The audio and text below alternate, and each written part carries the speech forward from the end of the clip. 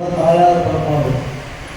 தாயார் புறப்பாடாகி தாயார் கல்யாண வீதிக்கு கல்யாண மண்டபத்துக்கு எழுந்தபடி உடனே பெருமாள் தாயார் திருக்கல்யாண உற்சவம் நடக்க போகுது. நேற்று சொன்ன மாதிரி இது வைதிகோத்சவம். பாகவதத்தில் கல்யாணத்தை எக்ஸ்டென்சிவாக வரைகிறது. பாகவதத்தில் ரிஜிஸ்டர் மேரேஜ் தான் முடிகிறது.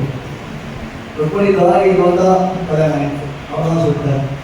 ஆனால் சுவாமி தேசிகன் இந்த வைதிகோத்சவத்துடைய பற்றிய ஒன்றொன்றா எடுத்து அத்தியாசரியமாக அகலாபுரிய மகாகாவியத்தை சாதிக்கிறார். அந்த பற்றியை அந்த வைபவத்தை தான் நான் இப்போ 13வது சட்டத்தை வாசித்தோம். மேற்கொண்டு கல்யாணம் உடனே லைட்டாக ரொமான்ஸ் ஆரம்பிச்சுட்டு அதுக்கப்புறம் மேற்கொண்டு சிசுபால அவதாரங்கள் சொல்ல போகும்.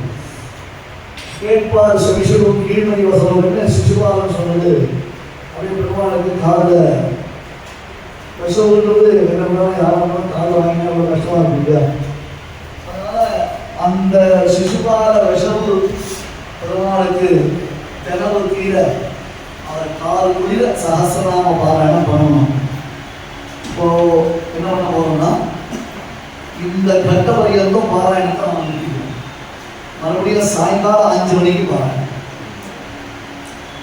ஏன்னா கல்யாண உற்சவத்துக்கு பிரயாரிட்டி. கல்யாண உற்சவம் ஏற்பட்டு நடக்கும்போது விசேஷமாக அதை பார்க்கணும். ஆனால் கல்யாண உற்சவம் வரையிலும் இப்போ நம்ம சேவிச்சிருந்தாங்க. கல்யாண உற்சவத்தை முடிச்சுப்போம். சாயங்காலம் ரிசப்ஷன் உற்சவத்தை நீங்கள் பார்க்கணும். இன்னைக்கு சாயங்காலம் புறப்பாடு எதுவும் கிடையாது.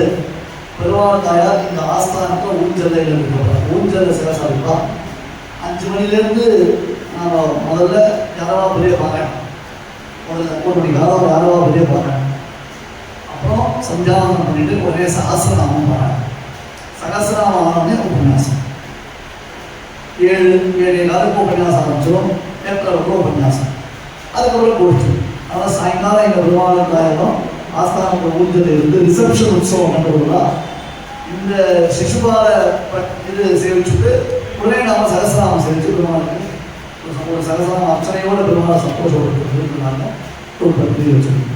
இன்னைக்கு காத்தால இப்போ சேவிக்கலாம்னு சொன்னால் எல்லாருக்கும் பல சம்பந்தம் இருக்குது. முக்கியமாக அமாவாசை அவாவா நடுவில் ஒரு சின்ன ஒரு கேப் கிடைச்சா அதுக்குள்ள அவளை காரியத்தை முடிச்சு வரணும் சௌரியமாக இருக்கணும்னா தான் இப்போ இந்த பாராயணத்தை கொடுத்து முடியும். நேரம் உற்சவம் தாயார் புறப்பட போகுது.